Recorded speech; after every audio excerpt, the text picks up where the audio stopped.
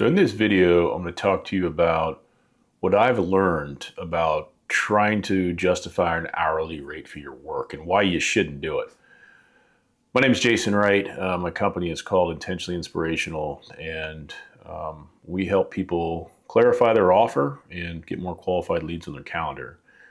So digital marketing is something that obviously I'm very familiar with. We've been into that deep for almost 11 years now. And I can remember when I started this business, Upwork was the first platform that, uh, gave me a starting point for price on what people would be willing to pay for the type of work I wanted to do. And, you start really low, it's like 15 bucks an hour, and you work through, different levels that you get to. And, hourly is great for the client. Well, there's two sides to it. It's great for the client because they only pay you for what you do, but you can really hurt yourself, especially if your skill starts to grow and you get faster and faster. Things that should pay you 500 bucks, if you do it hourly, you might make $150. So you reach a point where charging hourly is it's going to hold you back. No one's going to ever be able to say, "Hey, I charge $2,000 an hour." No one's going to ever hire you for anything, right? So really the shift that I've discovered and the shift you need to be thinking about, it's to change the conversation. So we're not going to talk about what I charge by hour because that's not how I charge. I charge by project, right? Or by package. That's really the shift. So let's say you want to make $100 an hour, okay?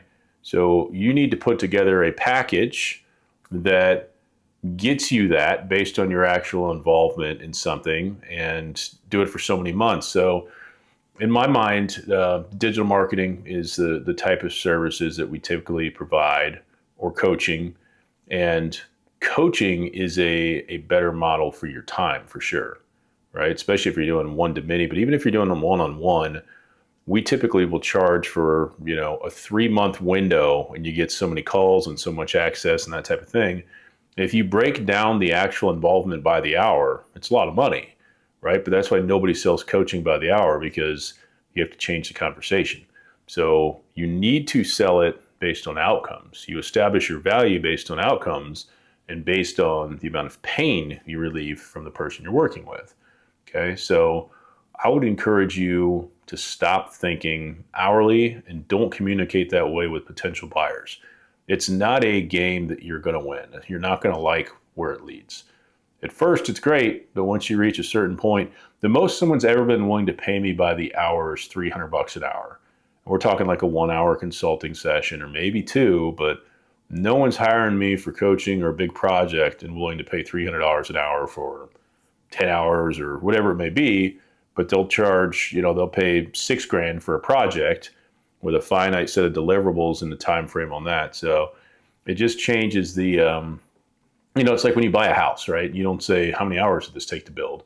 You look at the house and the property and envision yourself living there and decide if that's worth it to you, right? So it's a little bit different, a little perspective shift there. But hourly, in my opinion, only works for like a one-time consulting session of an hour or so. And if people like it, get them into a package, right? Say it's 100 bucks an hour.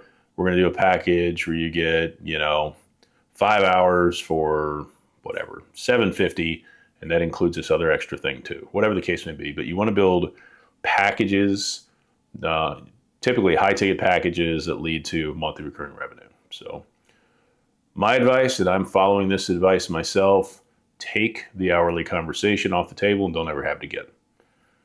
Was this video helpful for you? Let me know in the comments. I'm hoping so.